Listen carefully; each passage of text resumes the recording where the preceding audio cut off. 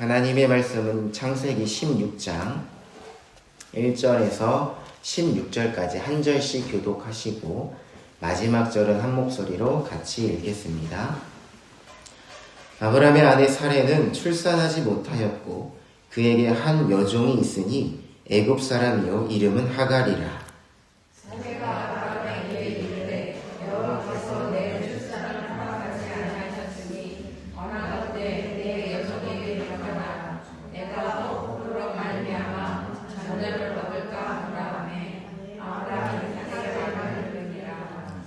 아브라함의 아내 사레가 그 여종 애굽 사람 하갈을 데려다가 그 남편 아브람에게 첩으로 준 때는 아브람이 가나안 땅에 거주한 지 10년 후였더라.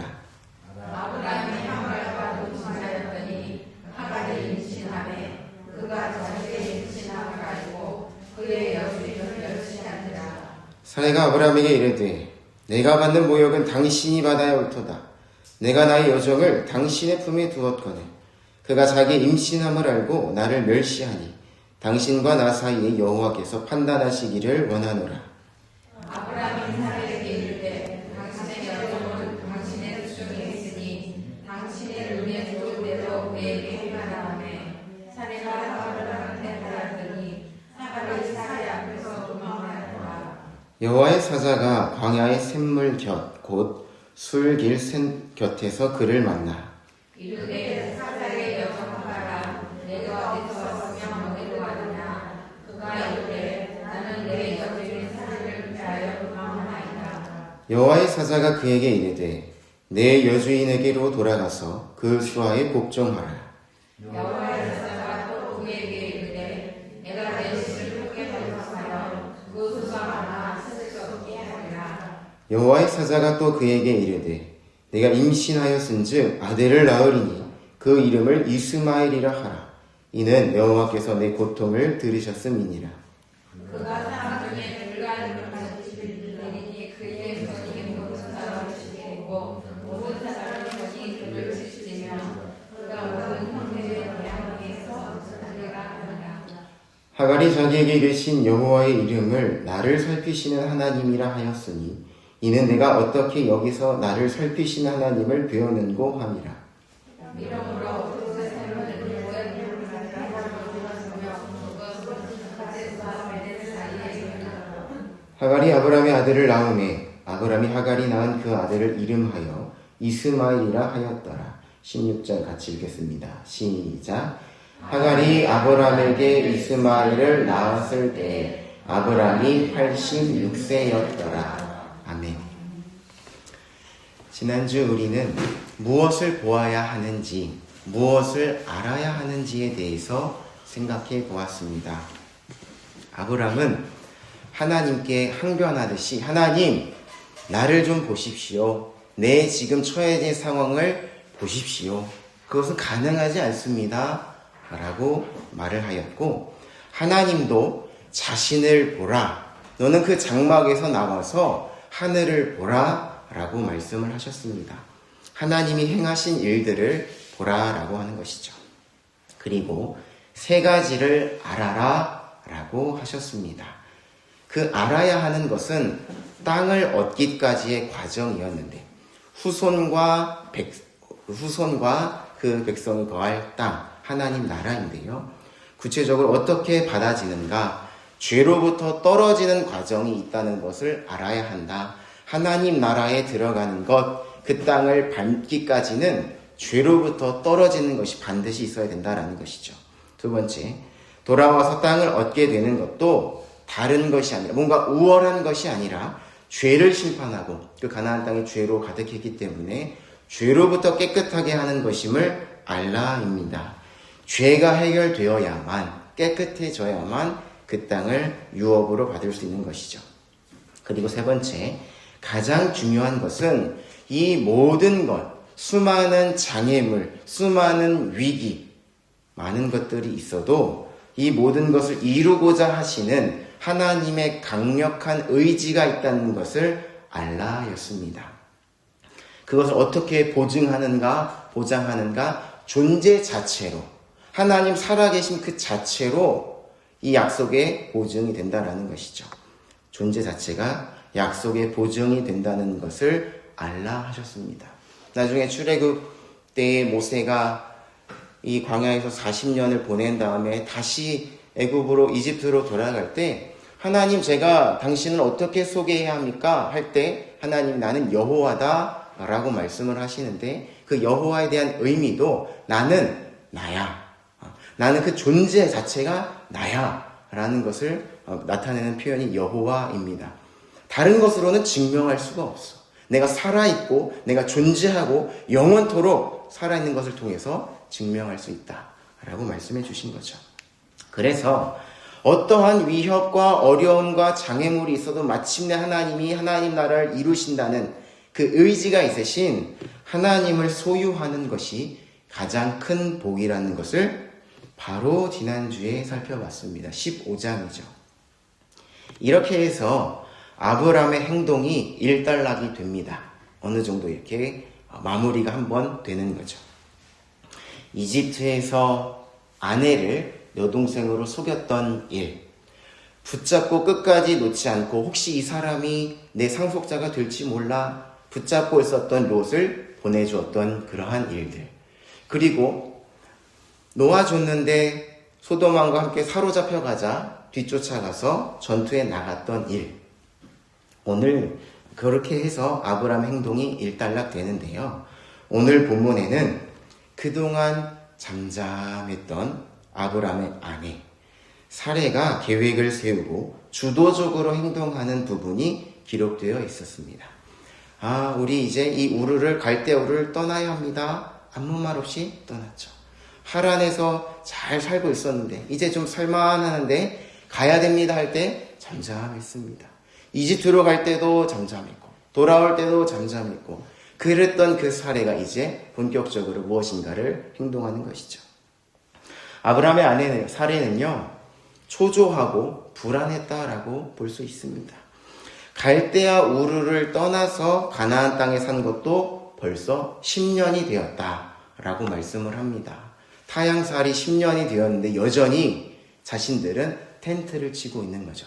주변을 보면 다 집을 짓고 살아가고 있는데 여전히 자기들만 뭔가 약속을 받았다라고 하는데 뭔가 하나님께 말씀을 들었다고 하는데 여전히 텐트를 치고 살아가고 있는 것입니다. 또 얼마 전에는 나이가 아주 많은 남편이 무모하게 전쟁에 뛰어드는 모습까지 보았습니다. 그것을 보면서 남편과 자녀가 없는 삶을 살지도 모른다. 그런 불안감이 갑자기 찾아왔을 수도 있죠. 그래서 사례는요, 다른 방법으로 아이를 얻고자 결심을 했습니다. 다른 방법으로 일으키자, 세우자. 이전에 하와가 가인을 낳았을 때처럼 그런 마음이라고 우리가 생각해 볼 수 있습니다. 당시 일반적인 문화입니다. 자기가 자녀를 낳지 못하면 자신이 데리고 있는 종들 중에 한 명을 골라서 택해서 남편에게 주어서 아이를 얻어서 자기 아이로 삼는 것이죠. 사례가 아브라함에게 말합니다. 2절인데요. 우리가 지난주에도 봐야 되는 부분에 대해서 핵심이었다라고 하는데 오늘 본문도 그렇습니다. 2절 앞에 원래 보라가 있습니다. 사례가 아브라함에게 이르되 보십시오. 하나님께서 나에게 출산을 허락하지 않으셨습니다. 보십시오. 그러니 내 여종에게 들어가십시오. 내가 그 여종을 통해서 자녀를 얻을지도 모르겠습니다. 라고 이야기를 합니다. 자녀를 얻는다는 것, 히브리어로 동일한 의미는요, 비슷한 의미는 세워진다라는 것을 의미합니다. 내가 이 여종을 통해서 아이를 얻어서 세워야 되겠습니다라는 거죠. 자녀를 낳는다는 것은 곧 집을 일으키는 것과 같았기 때문에 사례는 여종을 통해서 아이를 낳고 대를 이어서 자신의 위치를 세우고자 했던 것이죠. 자녀를 낳지 못하면 여자는 여자로서의 어떤 가치와 존재감을 전혀 이때 당시 더 심했던 것이죠. 느낄 수가 없었습니다. 아브라함이 어떻게 했을까요? 아내 사례의 말을 그대로 들었습니다. 아브라함이요, 분명히 천지의 주제이신 하나님의 말씀을 들었다라고 했어요. 자신의 입으로 고백을 했습니다. 하늘과 땅의 주인이신 하나님 앞에 내가 당신에게 맹세하노니 당신으로부터 오는 것은 내가 하나도 받지 않겠습니다. 라고 고백했던 아브람. 불과 바로 얼마 전이었습니다. 그런데 바로 옆에 있던 아내 사레의 말을 그대로 들었다라는 것이죠.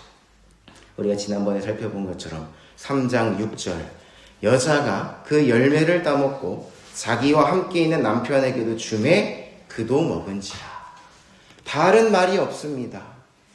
주니까 그냥 먹은 것이죠. 사례는요, 자신의 여종들 중에서 많은 종들이 있었겠죠. 하란에서도 많은 종들이 있었습니다. 그 중에 이집트 사람 하갈의 손을 붙잡고 남편 아브람에게 아내로 주었습니다. 아내입니다. 첩이 아니라 아내로 주었습니다. 자식을 얻고자 하는 그 의지, 지난번에는 우리가 하나님의 그 강력한 의지를 알라라고 했는데, 자식을 얻고자 하는 의지, 집을 세우려는 의지가 아주 강한 것을 우리가 알 수 있습니다. 이 아브람은요, 크게 생각하지 않습니다. 대수롭게 생각하지 않고 하갈과 동침하였는데 하갈이 곧바로 아이를 갖게 되었습니다. 사레의 강한 의지가 열매를 맺었고 계획한 대로 잘 된 것을 볼 수 있습니다. 자기가 집어넣었죠. 그런데 그 여종이 자기가 임신한 것을 보고입니다. 보고 여주인을 가볍게 보기 시작했습니다. 여종은 배가 그렇게 많이 불러오진 않았을 거예요. 그래도 뭔가 배가 불러오고 몸이 무거워지면 무거워질수록 자신감이 생겼고 자기의 존재감에 그 무게감을 느꼈던 것이죠. 저 여주인은 그렇게 아브람과 오래 살았지만 자녀 하나 낳지 못했다. 나는 한 번의 자녀를 얻어서 벌써 나 안에 아이가 있다. 하갈의 태도가 아주 못마땅했던 사례가 참다가 누구를 탓합니까? 아브람을 탓하기 시작합니다. 내가 받는 모욕은 당신이 받아야 옳다. 나를 가볍게 하고 우습게 보는데 당신이 받아야 한다. 라고 이야기를 합니다. 그가 자기가 임신한 것을 보고 나를 아주 우습게 보니 당신과 이 나 사이 하나님이 판단해 주시기를 원합니다. 라고 이 아브람을 아주 못살게 구는 거죠. 왜 손 놓고 가만히 있는가? 왜 적극적으로 내 편이 되어 주어야 되는데 왜 가만히 있는가? 왜 쳐다만 보고 있는가? 따지는 것이죠. 그런데 아브람은요, 여전히 뭔가 대수롭지 않고 아주 소극적으로 대합니다. 6절에도 그 보라가 있습니다. 본래 아브람이 사레에게 이르되 보라가 있습니다. 당신의 여종은 당신의 손안에 있으니 당신 눈에 좋을 대로 행하라. 하고 싶은 대로 알아서 해라. 나는 별로 관계하지 않겠다. 상관하지 않겠다. 라고 이야기를 하는 거죠. 그 말이 아브람 입에서 떨어지자마자 그날로부터 사레는 하갈을 괴롭히기 시작합니다. 박대하기 시작하고 박해하기 시작합니다. 하갈은 사레의 얼굴을 피해 떠나는 거죠. 약속의 장막을 떠나서 광야로 도망쳤습니다. 이제 장막에는 다시 아브람과 사레만 남게 되었습니다. 아이가 생기면 다 잘 될 것이라고 생각했는데 아이가 생기긴 했지만 상황은 오히려 더 나빠졌습니다. 어떻게 겨우 얻은 그 아이도 없어져 버린 것이죠. 어떤 생각을 했을까요? 이 아브람과 이 사레가 무슨 생각을 했을까? 먼저는 이런 생각이 들었을 거예요. 아브람이 나이가 많은데 아이를 낳을 순 있긴 있구나. 다른 한편으로는요, 아이를 낳지 못하는 이유는 아브람에게 있지 않고 전적으로 모든 책임은 사레에게 있구나. 이 생각이 불현듯 들지 않았겠습니까? 그러면 우리는 이 죄악된 사람이기 때문에 자기를 정당화하기 시작하면서 이 사이가 점점점 벌어지는 거죠. 이집트에서 내 아내를 누이라고 속인 것이 그렇게 잘못되지 않았을 수도 있겠다. 무엇이라도 해보려고 했지만 초라해지고 더욱 절망할 뿐이었습니다. 이 약속의 장막은 마치 아주 새까만 먹구름이 낀 것처럼 분위기가 아주 어둡고 무거워졌습니다. 그 아브람과 사라의 사이가 점점 찢어질 수밖에 없는 거죠. 처음에는 이 하갈 때문에 하갈 나한테 이러는데 당신이 받아야 됩니다. 어떻게 보면은 가벼운 말다툼이었을 수도 있습니다. 그러나 이게 점점 사이가 벌어지고 찢어지는 것이죠. 무슨 말이 오고 갔을까? 당신 때문이다. 너 때문이야. 너 때문이야. 선악과를 먹었을 때도 하나님 때문입니다. 너 때문이야. 나는 시키는 대로 했을 뿐이야. 당신이 줬기 때문에 나는 그대로 했을 뿐이야. 당신이 주지 않았으면 난 들어가지 않았어. 내가 달라고 했어? 당신이 들어가라고 했잖아. 그러면 또 뭐라 그래요? 누가 이렇게 될 줄 알았어? 나도 그렇게 될 줄 알았어? 그러면서 점점 벌어지게 되는 거죠. 그러다가 또 그 그년 때문이야. 그 여종 때문이야. 걔가 나를 우습게만 보지 않았어. 애만 낳고 나한테 줬으면 되는데. 그러나 점점 벌어지는 거죠. 그렇게 하루하루 지나는데요. 얼마나 그 장막이 괴로웠겠어요. 어디 도망가지도 못해요. 그렇게 하루하루가 지나는데 어느 날 하갈이 아브람과 사레에게 돌아왔습니다. 어디까지 가느냐 그 위치를 살펴보면요. 7절에 여호와의 사자가 광야의 샘물 곁 곧 술이라는 지역으로 가는 길에서 만났다라고 했습니다. 한 일주일 정도 되는 거리입니다. 멀리까지 갔다가 돌아오는데 시간이 걸려서 그 사이에서 계속 주고받는 거죠. 너 때문이다. 너 때문에 당신뿐 때문이다. 그러는데 이제 하갈이 아브람과 사레에게 돌아오는 거죠. 그러면 반응이 어땠을까요? 어떻게 왜 돌아왔냐? 왜 돌아왔느냐? 여기가 어디라고 왔느냐? 물어봤겠죠. 그런데 하갈의 태도가 전과는 달라졌습니다. 전에는 여주인이며 특별한 이 칭호입니다. 히브리어로. 여주인을 아주 가볍게 보고 아주 우습게 봤는데 이 태도가 달라진 거죠. 주인님, 제가 하나님의 사자를 보았습니다. 하나님은요, 다 보고 계셨고, 다 듣고 계셨습니다. 그동안 어땠어요? 아브람과 사레가 서로 살려주게 하면서 서로 비난하고, 서로 찢고, 서로 이 폭언을 하는데, 전혀 생각지도 못한 하갈이 들어오더니, 내가 하나님의 사자를 만났는데, 하나님은요, 다 듣고 계셨어요. 다 보고 계셨어요. 깜짝 놀랐을 것입니다. 제 고향 이집트에 거의 다 도착했을 때 하나님의 사자를 저도 만났습니다. 그리고 저를 보자마자 단번에 알아보고 뭐라고 했는가? 사레의 여종 하가라. 모든 걸 알고 계셨다라는 거죠. 모든 걸 보고 계셨다는 겁니다. 다 듣고 계셨다는 거죠. 그런데 주인에게 돌아가 복종하라고 해서 제가 돌아왔습니다. 라고 이렇게 하갈을 통해서 이집트 여행을 통해서 듣게 된 것이죠. 그리고 이 세 가지를 저에게 말씀해 주셨습니다 하면서 지금 하갈을 통해서 듣는 거예요. 10절 여호와의 사자가 또 그에게 이르되 내가 내 씨를 크게 번성하여 그 수가 많아 셀 수 없게 하리라. 11절 여호와의 사자가 또 그에게 이르되 내가 임신하였은즉 아들을 낳으리니 그 이름을 이스마엘이라 하라. 이는 여호와께서 내 고통을 들으셨음이니라. 세 번째 12절 너가 낳게 될 그 후손이 그 사람 중에 들나귀 같이 되리니 그의 손이 모든 사람을 치겠고 모든 사람의 손이 그를 칠지며 그가 모든 형제와 대항해서 살리라 하니라. 이렇게 말씀해 주었습니다 라고 아브람과 사레에게 말한 것이죠. 아브람과 사레는 서로 이런저런 이야기하다가 머리를 한 대를 맞은 것처럼 띵 했을 거예요. 저 말이 무슨 말인가? 내 씨가 크게 번성하리라. 그 누가 들었던 말입니까? 아브람이 천지의 주제이시라고 고백한 그 하나님께 들었던, 자기가 하늘의 수많은 별들을 보면서 들었던 그 말을 하갈도 들어서 자기한테 말해주는 거죠. 그러면서 다 듣고 있었다. 그래, 하나님이 다 보고 계셨구나. 하나님이 다 듣고 계셨구나 생각을 하게 된 것이죠.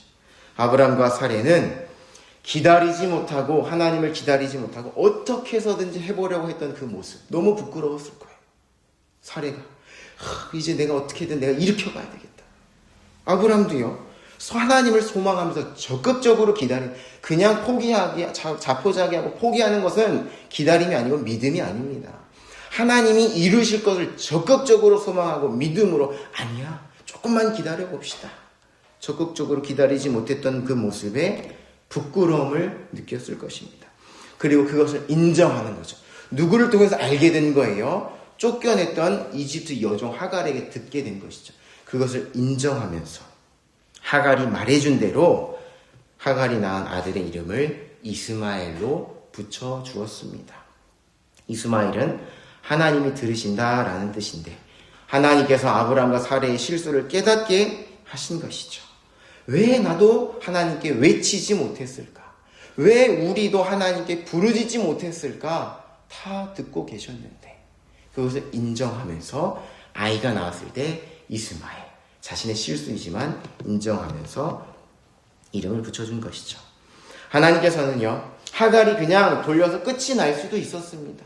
그냥 하갈의 생이 끝날 수도 있지만 하갈 때문이 아니라 이 구원을 위하여서 아브람과 사레를 다시 모아주기 위하여서 하갈을 돌려보내시면서 처음부터 다시 시작하게 하신 것입니다. 그러면서 세 가지를 깨닫게 하신 것이죠. 그 세 가지를 보고서 마칠 건데요.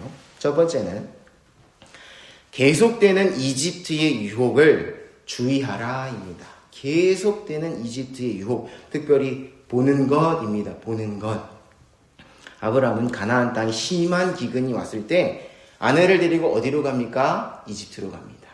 살기 위해서 내려갔고 살기 위해서 자기 아내를 여동생으로 속였습니다. 이후 아내를 빼앗기게 되었고 사레는 파라오의 아내가 될 뻔해서 구원자를 주시겠다는 그 여자의 후손을 주시겠다는 그 약속의 위기를 초래했죠. 하나님이 개입하셔서 중단시키셨습니다. 사레 자신을 세우기 위해서 자기가 뭐라도 하려고 하면서 여종 중에서 제일 좋아 보이는 제일 건강하고 아이를 잘 낳을 것 같은 사람을 고르지 않았겠습니까? 제일 건강하고 아름다운 이집트 사람 하갈을 아브람에게 아내로 주었습니다. 그런데 그 여종으로부터 멸시를 당하게 되었고 모든 관계가 서서히 찢어지기 시작한 것이죠. 아브람과의 관계가 찢어지고 멀어지면 어떻게 됩니까? 구원자가 여자의 후손이 올 수가 없는 것이죠. 그래서 하나님이 하갈을 돌려보내신 것입니다. 이집트는 좋아 보이는 것을 상징합니다. 좋아 보이는 것. 그것에 대한 유혹이 계속 되는 것이죠. 어디서부터요? 에덴 동산에서부터. 하와가 누구의 말을 듣고 뱀의 말을 듣고 그것을 보니 보암직도 하고 먹음직도 하고 지혜롭게 할 만큼 탐스럽게 보인 것이죠. 그 유혹이 계속이 되는 거죠. 입지를 자기 위치를 세우고자 하는 손에 보이는 무언가로 이루고자 하는 유혹이 있습니다. 언제나 그 보이는 것에 대한 유혹이 있는 것이죠. 조카 롯도 자기 눈에 좋아 보이는 땅, 소돔 땅을 선택했는데 어떠했는가? 여호와의 동산과 같고 애굽 땅과 같았다. 이집트 땅과 같았다. 그러나 심히 약한 사람들이 살고 있었다. 심한 죄악들이 가득했었다. 라고 했습니다. 좋아 보이는 것, 그것이 구원, 하나님의 뜻을 이루는 것이 아니다. 라고 말씀을 해줍니다. 좋아 보이는 것을 선택할 것인가? 정말로 좋은 것을 선택할 것인가에 대한 이 갈등이 계속적으로 이루어지는 것이죠. 그러나 계속되는 이집트의 유혹, 좋아 보이는 것의 유혹에 우리는 주의해야 합니다. 두 번째는요, 듣는 것과 듣지 않는 것, 그리고 들으시는 하나님입니다. 듣는 것과 듣지 않는 것, 그리고 들으시는 하나님. 아브람이 전에 하나님께서 후손에 대해서 정확하게, 확실하게 말씀해 주셨습니다. 너의 후손, 내 몸에서, 너와 그 아내와 사이에서 애매하게 말씀하시지 않으셨어요. 약간 헷갈릴 수도 있었는데 15장에서 다시금 확실하게 말씀해 주셨죠. 그런데 옆에 있던 사례가 이집트 여종에게 들어가라고 말하자 아무 거리낌 없이 그대로 듣습니다.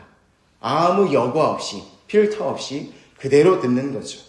이후에 문제가 발생했고 상황이 심각해졌지만 상황을 가볍게 보고 눈에 좋아 보이는 대로 마음대로 하라 라고 말을 합니다. 그 결과 모든 관계가 찢어지게 되었습니다. 인류는 처음부터 다른 말을 들어서 죄와 비참함에 떨어지게 되었습니다. 무엇을 들을 것인가? 어떤 말을 듣고 내 마음에 받아들일 것인가? 생명, 구원과 관련된 아주 중요한 부분이라는 것을 우리에게 알려주고 있습니다. 듣는 것입니다. 반대로 아무 말도 듣지 않는 경우도 있다라는 것이죠. 아무 말도 듣지 않는 사람. 하갈이 낳을 후손은 들나귀 같은 사람이 된다라고 말씀을 합니다. 12절에 그가 사람 중에 들나귀같이 되리니 라고 말씀을 합니다. 들나귀같이. 들나귀같이 된다는 것은요, 길들여지지 않는다는 거죠. 길들여지지 않고 또 자유를 원하는 모습인데 아무 말도 듣지 않는 거죠. 아무 말도 듣지 않고 참된 말도 듣지 않고 제멋대로 행하는 그 모습입니다. 그래서 아무 말을 듣지 않기 때문에 자기 마음대로 사람들에게 행하고 그 사람들로부터도 이 공격을 당하게 되는 것이죠. 육신적으로는 아브라함의 후손으로서 셀 수 없이 많아지고 자유, 구원을 위해서 돌아다니지만 아무 말도 듣지 않고 대항하면서 살아가게 됩니다. 마찬가지로 여기에는 생명과 구원이 없다라는 것을 말씀해 주는 것이죠. 제대로 된 것을 듣고 그것을 잃어버리지 않고 지키고 보관하고 그것이 곧 생명과 관련되어 있다라는 것이죠. 그러나 전혀 듣지 않는다라는 겁니다. 나중에 이 이야기가 진행이 되고 마지막에 예수님이 오시면 예수님은 뭐라고 하신가? 내가 항상 주 앞에 있다. 항상 내가 아버지의 뜻을 행한다 라고 말씀을 합니다. 그러니까 구원자라고 했을 때 자유를 준다라고 했을 때 자기가 그냥 구한다, 자기가 좋아한다, 자기가 힘이 있다가 아니라 듣고 그대로 행하고 우리의 것도 듣고 하나님께 올려드리는 그런 자가 구원자가 될 수 있다는 것이죠. 세 번째, 들으시는 하나님입니다. 들으시는 하나님. 하나님 다 보시고 다 듣고 계셨는데 왜 우리는 말하지 못했을까? 그 답답함과 그 의심, 정말 될 것인가? 그 의심을 왜 하나님을 향해서 꺼내놓지 못했을까? 아브람과 사레는 굉장히 후회스러웠을 것입니다. 11절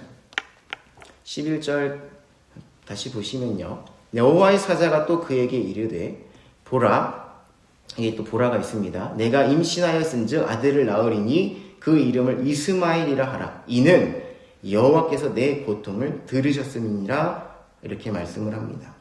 고통의 소리를 들으셨다라는 말씀입니다. 고통의 소리.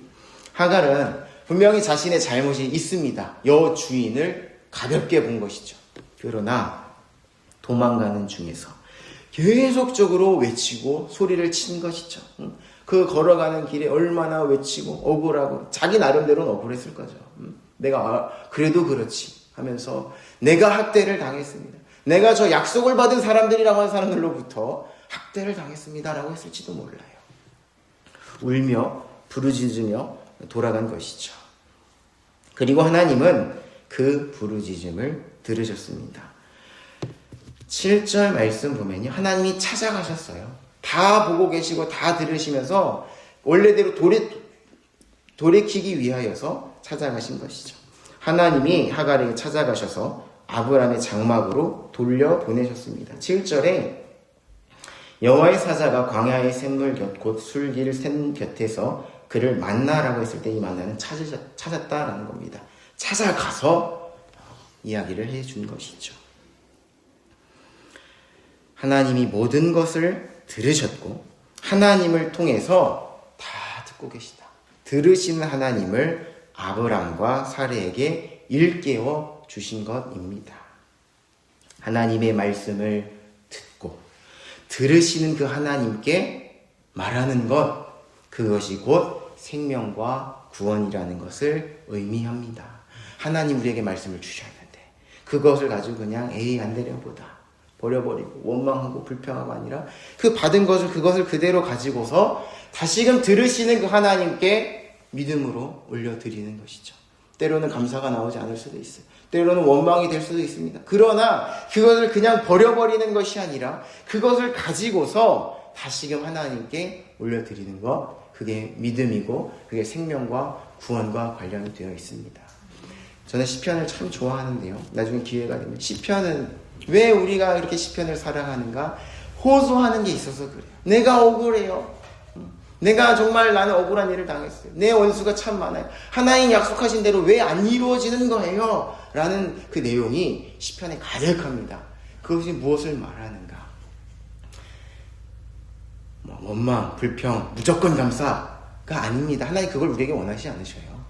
시편 보면요, 믿음이 있기 때문에 하나님께 그걸 가지고서 호소하는 겁니다. 그 안 좋은 상황을. 믿음이 아니면 딱 끊고 돌아서서 다시금 하나님 이름을 부르지 않죠. 그러나 하나님께 그걸 가지고서 보십시오. 내 억울한 상황 만났습니다. 그럼 믿음이 아니면 하나님의 이름을 부를 수가 없습니다. 그러한 내용과 일맥상통하는 부분입니다. 하나님의 말씀을 듣고 그동안에 하나님의 말씀을 듣고 그대로 이루어지지 않는 것에 대해서 의심이 되고 불평이 돼서 그걸 가지고 하나님께, 그 들으시는 하나님께 말씀을 드리는 것이죠. 그것이 곧 생명과 구원입니다. 세 가지 했는데요. 쉽게 듣는 모습이 있습니다. 다 듣는 거죠. 아무 여과 없이, 아무 필터 없이 그냥 들리는 대로 가볍게 그냥 생각하고 받아들이는 모습이 있었습니다. 세 번째는 전혀 듣지 않는 거죠. 내가 당신 말 들었다가 이렇게 됐으니까 난 절대 안 듣는다. 당신의 말은 뭐든지 안 들을 거야. 다 부정할 거야. 그런 모습이 있죠. 세 번째는 말씀을 듣고 어디서부터 온 말씀인가? 다 틀렸지만 이번에 들려오는 그 목소리는, 그 내용은 어디서부터 온 것인가? 말씀을 듣고 들으시는 하나님께 말하는 것이 있습니다. 그래서 하나님이 아브람을 데려가시면서 아브람도 조금씩 변화가 되는 거죠. 20장 17절 말씀 보면요. 20장 17절 말씀 보면 아브람이 하나님께 기도하매 하나님이 아비멜렉과 그의 아내와 여종을 치료하사 출산하게 하셨으니 라고 말씀을 합니다. 이제 뭔가를 좀 알게 된 것이죠. 그러나 여러분, 그 전에 제가 말씀드렸지만 여기까지 오기 전에 또 속입니다. 아비멜렉에게 자기 아내를 여동생이라고. 그런 하나님이 또 기회를 주시고 데려가시는 거죠. 그래도 하나님이 기회 주시면 조금씩 변화가 되고 조금씩 성장하는 것이죠. 이 믿음이 이삭에게 전해집니다. 25장 21절입니다. 25장 21절. 이삭이 그의 아내가 임신하지 못함으로 그를 위하여 여호와께 간구하매 여호와께서 그의 간구를 들으셨으므로 그의 아내 리브가가 임신하였더니 라고 말씀을 합니다. 말씀을 주셨기 때문에 그 말씀을 믿음으로 그 말씀을 그대로 들으신 하나님께 고백하고 하나님을 경험하는, 하나님의 구원을 경험하는 모습을 우리가 볼 수 있습니다. 말씀을 듣고 들으시는 하나님께 말하는 것에 생명이, 구원이 있습니다. 마지막으로 세 번째, 구원의 약속은 반드시 이루어진다 입니다. 구원의 약속은 반드시 이루어진다. 10절에 후손이 셀 수 없이 많아진다는 말씀, 얼마 전에 아브람에게 하셨던 말씀인데 그 말씀이 한때 아브람의 그 약속의 장막에 있었던 하갈에게 주어졌고 아들을 낳게 됩니다. 약속하신 그 여자의 후손은 아니지만 86세 아브람이 아들 낳는 것을 보는 것을 통해서 사레가 지금은 아이를 낳지 못하지만 낳게 될 것이라는 기대를 하게 하는 것이죠. 기억하게 하고 확실하게 하시는 겁니다. 구원의 여정 가운데 우리가 이 구원의 여정이라고도 표현을 하는데요. 믿음의 길을 보이는 것들이 있고 들리는 것들이 있습니다. 우리 눈에 좋아 보이는 것들, 좋게 들려지는 것들이 있습니다. 그래서 들리는 것, 약속이 지체되면요, 초조함과 불안함 때문에 무엇이라도 해보려는 경우가 있습니다. 들리는 대로 그냥 듣거나 아무 말도 듣지 않으려고 하는 것이죠. 그러나 거기에는 약속이 지체되더라도, 초조하고 불안하더라도 거기에는 구원과 생명이 없고 부끄러움만 있습니다. 뭐라도 해보려고 했지만 오히려 아주 부끄럽게 된 것이죠. 들려진 말씀을 붙잡고 들으시는 하나님께 말하는 것이 구원이고 생명입니다. 말씀해 주신 하나님, 들어주신 하나님께 간구하는 복이 있는 우리가 되기를 원합니다. 기도하겠습니다. 하나님, 우리에게 여러 가지 약속의 말씀을 주셨고 또 우리에게 들려주셨는데, 하나님 약속하신 대로 예수님 보내주셨고 예수님 십자가의 대속과 부활이 이루어진 것 우리가 보았습니다. 그 밖에도 우리 삶 가운데 여러 가지 약속들이 있는데 그 약속의 말씀을 끝까지 견고하게 붙잡게 하여 주시고, 우리가 때로는 믿음 없어서 제대로 믿지 못하고 의심이 되는 것 그대로 덮어두는 것이 아니라 하나님께 가져가서 하나님께 아뢰어서 하나님께 은혜를 얻고 하나님 살아계심을 경험하는 우리 모두가 되게 하여 주옵소서. 감사드리며 예수님 이름으로 기도하옵나이다. 아멘.